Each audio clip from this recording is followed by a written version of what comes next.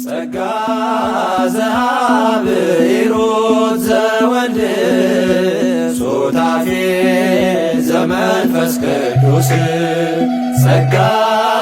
ዘአብ ሂሩት ዘወልድ ሱታፌ ዘመንፈስ ቅዱስ ተውህቦሙ ተውህቦሙ ተውህቦሙ ተውህቦሙ ተውህቦሙ ለሐዋርያት ተውህቦሙ ተውህቦሙ ተውህቦሙ ተውህቦሙ ተውህቦሙ ለሐዋርያት። በስመ አብ በወልድ ወመንፈስ ቅዱስ አሐዱ አምላክ አሜን። ሎሚ አብዛ ንእሽተይ ትምህርቲ መእረምታ ድማ ክንሪኣ ኢና ማለት እዩ። ተስፋ ገብር ድማ ንኩሉ ህዝበ ክርስቲያን ብሕልፊ ብሕልፊ ድማ ነቲ ኣማኒ ኣብ ኦርቶዶክስ ዘሎ ነቲ በዓለ ጰራቅሊጦስ እታ ጾም ሶኒ ትጅምር ጾም ናይ መንፈስ ቅዱስ ወይ ጾም ሐዋርያ ኢልና ንፅውዓ ነዚ ክልቲኡ እዚ ከምቲ ዝግብኦ ኣፍልጦን ከምቲ ዝግብኦ ጌርና ከነብዕሎ ዝግባአናን ስለ ዘይነብዕሎ እዩ። ተቀይርና ልክዕ ድማ ከም ልደትን ከም ትንሳኤን ጌርና ክንሪኦ ክንጅምር ማለት እዩ። ምክንያቱ ልደት ብዓብ ሓጎስን ብዓብ ፌስታን ጌርና ነብዕሎ ምክንያቱ ወዲ ኣምላኽ ኢየሱስ ክርስቶስ ስለተወለደልና ካብ ድንግል ንመድሓኒና ማለት እዩ። ትንሳኤ ብዓብ ሓጎስን ብዓብ መንፈስን ብዓብ ደስታን ነብዕሎ ምክንያቱ ክርስቶስ ካብ ሞት ተስኡ ሞት ስዒሩ ሓጢኣት ስለ ዝደምሰሰልና። በዓለ ጰራቅሊጦስ ግን ፅዋሕ ሰንበት ማለት እዩ። በዓለ መንፈስ ቅዱስ ማለት እዩ። ጰራቅሊጦስ ብዓብይ ጌርና ኣይነብዕሎን ኢና። ነቲ ጾም እውን ሶኒ ዝጅምር ሸለል ንብሎ ማለት ኢና። ነቲ መንፈስ ቅዱስ ንርስዖ ካብቶም ሰለስተ ስላሴ ሓደ ምዃኖም ከነኽብሮ ድማ ስለ ዘለና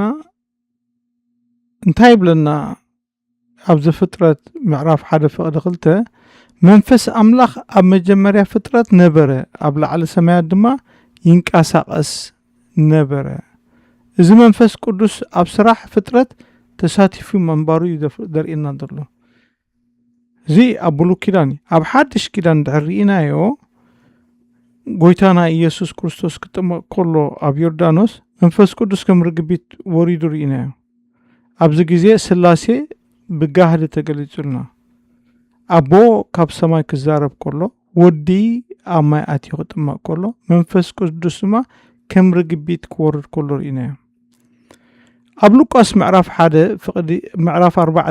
1 ተርኢና ድማ ኢየሱስ ክርስቶስ ብመንፈስ ቅዱስ ተመሊኡ ካብ ዮርዳኖስ ምስ ተጠምቀ ተመሊሱ ናብ በረኻ ክወፅእ ከሎ ንሪኦ። እንታይ ይብለና? ቅድሚ ህዝቢ ኣገልግሎቱ ቅድሚ ምጅማሩ መንፈስ ቅዱስ ናብ በረኻ መርሖ ኢልና። ኣብ መሳፍንቲ ምዕራፍ 14 ፍቅዲ 6 ተርኢና ድማ መንፈስ እግዚኣብሔር ኣብ ሳምሶን ምስ ወረደ ልዕሊ ተፈጥሮ ዝኾነ ሓይሊ ሃቦ ኢልና። ኣብ ሕዝቅኤል ምዕራፍ 36 ፍቅዲ 26-27 ተርኢና ኣምላኽ ንህዝቡ ሓደ ልቢ ሓድሽ መንፈስ ከም ዝሃቦም ተስፋ ሃበ። ልቢ እምኒ ኣውፅኡ ልቢ ስጋ ክህቦም ረኣና መንፈስ ድማ ኣብ ውሽጦም ኣንበረ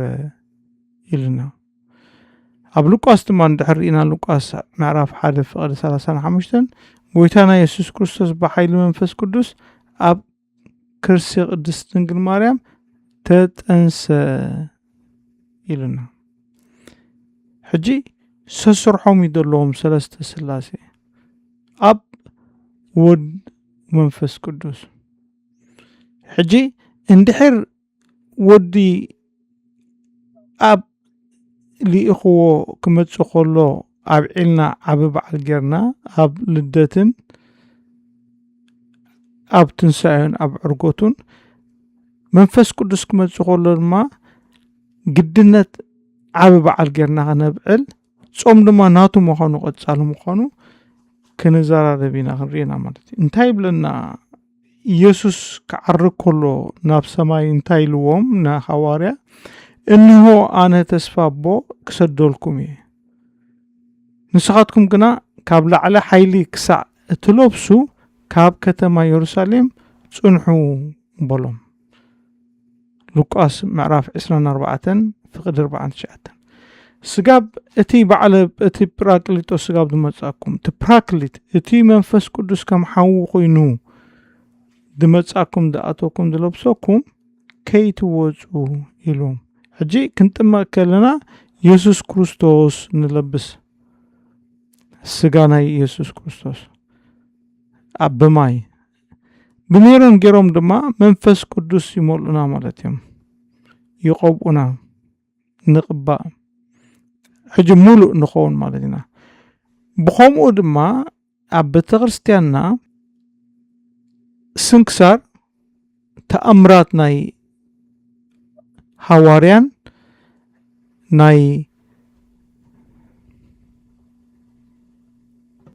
ናይ ቅዱሳንን ድንበብ ድድሕሪ ግብረ ሐዋርያት ንባብ ዝንበብ ሳልሳይ ንባብ ግብረ ሐዋርያት ምክንያቱ ሐዋርያ ከምቲ ኢየሱስ ክርስቶስ ዝበሎ ኣብ ወንጌል ዮሐንስ ኣነ ዝገበርክዎ ክትገብሩ ኢኹም ካባይ ንላዕሊ እውን ክትገብሩ ኢኹም ኢልዎም ሕጂ ካብኡ ንላዕሊ ናት ነሰሰሪ ካብኡ ንላዕሊ ካብ ኢየሱስ ክርስቶስ ክንኮን ኣይኮነን ግን ንእሽተይ ኣምላኽ ክንኮን ቅዱሳን ክንኮን ማለት እዩ ቅዱሳን ክንኮን ድማ ማለቱ እቲ እሱ ዝገብሮ ሓጻር ስለ ዝኾነ ኣምላኽ ስለ ዝኾነ እሱ ዝፈልጥ እታ 3 ዓመትን ፈርቓን ዝፈልጣ ንሕና ግን ብድሕሪኡ ነዊሕ ስለ ንጸንሕ ነዊሕ ዓመታት ልክዕ ከምቲ ዝገብሮ ተኣምራት ከም ንገብር ከም ንምህር ሕሙማት ከም ንሕዊ ስልጣን ከም ዝህበና ስለ ዝነገረና ማለት እዩ ቅዱሳን ክንኮን ብኸምኡ መሰረት ድማ ሐዋርያ ኣብ ግብረ ሐዋርያ እንድሕር ኢና ንባብ ኩሉ ከምኡ ክገብሩ ኢና ሕማቕ መንፈስ ከውፅኡ ዝሓመሙ ክሕውዩ ክምህሩ ተቢዖም ፈሪሖም ነይሮም ማለት እዩ ስጋብ መንፈስ ቅዱስ ዝመፆም ከምቲ ትእዛዝ ዝበሎም ድማ ተጸብዮም ተዘይትጽበዩ ነይሮም ከ ንሕና ድማ ልክዕ ከምኡ ሕጂ እቲ ዓብ በዓል መንፈስ ቅዱስ ወሪዱ ብነብስና ሓዲሩ ጽባሕ ሶኒ ጾም ክንጅምር ናቶም ክንኮን ኣስር ስለ ተደለየ ማለት እዩ ብኸምኡ መሰረት ድማ ድድሕሪ ግብረ ሐዋርያት ይንበብ ስንክሳር ንሕና ድማ ድድሕሪኦም ክንስዕብ ምንታኒ ቀጻሎ ስለ ዝኾነ ስንክሳር ድማ ይቕጽል እቲ መጽሓፍ ኣብ 50 ዓመት ዝተገበረ ተኣምራት ዝተቐየረ ሰብ መልኣኽ ዝኾነ ቅዱስ ዝኾነ ሰብ እቲ ታሪኹ ይጽሓፍ እሞ ሓደ ሰብ ኣብ መዝገብ ናይ ዘለዓለም ተመዝጊቡሎ ማለት እዩ እቲ ፍጥረትና ተቐንዲ ዓላማና ዝተፈጠርናሉ ንኸምኡ ስለ ዝኾነ ማለት እዩ እዛ መዓልቲ እዚኣ ድማ በዓለ ጲራቅሊጦስ መጀመርታ ቤተ ክርስቲያንና ዝተኸፈተሉ ተጀመረሉ በዓል ዓብ በዓል ማለት እዩ ካብዚኣ ተጀሚራ ጥበብን ክእለትን ደሃባ ንቤተ ክርስቲያንና ንሐዋርያ መንፈስ ቅዱስ ዝሕደሮም ንሕና ድማ ኩላትና ክርስቲያን ኮይና ሰዓብቶም ክንኮን ድባቕዓና መዓልቲ ስለ ዝኾነ ዓብ በዓል ማለት እዩ ልክዕ ከም ልደት ልክዕ ከም ትንሳኤ ካብኡ ድማ ይዓቢ ምክንያቱ በትንጻሩ ድማ ንኩሉ ኣጠቓሊሉ ነቲ ናትና ድሕነት ኢሉ ዝተባህለ ተወሊዱ መስቀል ተሰቂሉ ሞይቱ ተንሲኡ ዓሪጉ ዝኩሉ ምሂሩ ናብ ሰማያት መንፈስ ቅዱስ ስጋብ ሰደልኩም ተጸበይሉና 10 መዓልቲ ተጸቢና ስለዚ መጻና ድማ መንፈስ ቅዱስ ኣብ ነብስና ስለዚ ሓደረ እቲ ሳልሳይ ኣብ ስላሴ ዘሎ በዚ ድማ ዓቢ በዓል ካብ ኩለን ዘጠቃለለ ይኸውን ማለት እዩ። በዚ ምክንያት እዚ ኩላትና ክርስቲያን ብግቡእ ተረዲእና ዓቢ በዓል ከነብዕሎ ጾም ሲሪየስ ኮይና ክንጾውም መንፈስ ቅዱስ ከሓድረና ንርእስና ተማሂርና ንሰብ ክንምህር መጽዋዕታ እሱ ስለ ዝኾነ እቲ ቀንዲ ግን ዝተፈጠርናሉ ምክንያት ካብ መጀመርታ እግዚአብሔር ንምንታይ ፈጢሩና ትብል ንሕና መንፈስ ቅዱስ ከሓድረና ሞ ንሕና መላእክቲ ክንኮን ቅዱሳን ክንኮን ምስ ክርስቶስ ስለዚ ደሊና ኣይኮነን ግን ምእንቲ ፍቅሪ ኣፍቃሪ ስለ ዝኾነ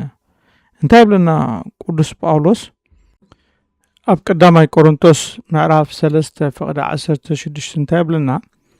ቤት መቅደስ ኣምላኽ ምዃንኩም መንፈስ ኣምላኽ ኣባትኩም ሓዲሩ ምህላው እንዶ ኣይትፈልጡን ኢኹም። ሕጂ ንሕና ክንጥመቕ ከለና ሜሮን ክንቅባእ ከለና ክርስቲያን ክንኮን ከለና ንሕና ንባዕልና ኣካላትና መቅደስ እያ ቤት መቅደስ እያ ማለት እዩ። ድሓር ስር ሃዋርያ ክንሕዝ እንድሕር ኮይና ነዚ ጾም ስራሕ ክጅምሩ ኢሎም ዘተሓሓዝዎ ንሕና እውን መንፈስ ቅዱስ ክመልአና ሰናይ ግብሪ ክንገብር እቲ ፍቅሪ ሓልዮት ፍልጠት ሓይሊ ቅድስና ድህብ መንፈስ ቅዱስ ልውህና ድህብ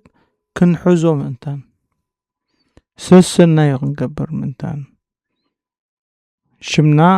ኣብቲ ናይ ዘለኣለም ሽም መዝገብ ክኣቱ ምእንታን ዝተገበረ ስለ ዝኾነ ነዚ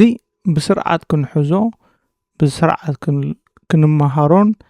ክንእረመሉን ዘለና ስለ ዝኾነ ዓቢ በዓል ጌርና ከነብዕሎ ናይ ምግብን ናይ መስተን ኣይኮነን ዓቢ በዓል ማለት ልክዕ ግን ከምቲ ልደት ትንሳኤ ኢልና ቤተክርስትያን ንኸይድ ንሳለም መንፈስና ከምኡ ዝሓድስ ከምኡ ንሓስብ ከምኡ ልክዕ ጌርና ከነብዕሎ ነቲ በዓለ ጰራቅሊጦስ መንፈስ ክሓድረና ካብ ኩሉ መንፈስ ዘይብሉ ኮራፕሽን ይኾን ነብሱ ይባላሾ ነብስኻ ምስተባላሽዎ ድማ ኩሉ እቲ አንጻር ናይ መንፈስ ቅዱስ ስራሕ ክትገብር ማለት አንጻር ናይ ፍቅሪ አንጻር ናይ ልቦና አንጻር ናይ ትሕትና ትዕቢት አንጻር ናይ ሓይሊ ጽቡቕ ሓይሊ ዘሎ ናይ ድኹም ሓይሊ ክፋእ ትገብር ንሰብ ትብድል ቅንኢ ሕስድና ሕማቅ ዘረባ ሕማቅ ፀርፊ ሕማቅ ኣተሓሳስባ ማለት እዩ። ሕጂ ካብዚ ምእንታን ክንርሕቕ ምስቶም ቅዱሳን ክንባረኽ ክንቅፅል ግን እቲ መንፈስ ቅዱስ ክሓድረና ጾም ጸሎት ብቅድስና ክንሕዞ ንሰብ ፈሊጥና ክነፍልጥ ድማ ኣምላኽ ሓይሉን ቅዱስንኡ ንሃበና ብሩኽ ኣውደ ዓመት ብሩኽ መዓልቲ ንዓመታት ድማ ከምዚ እዋን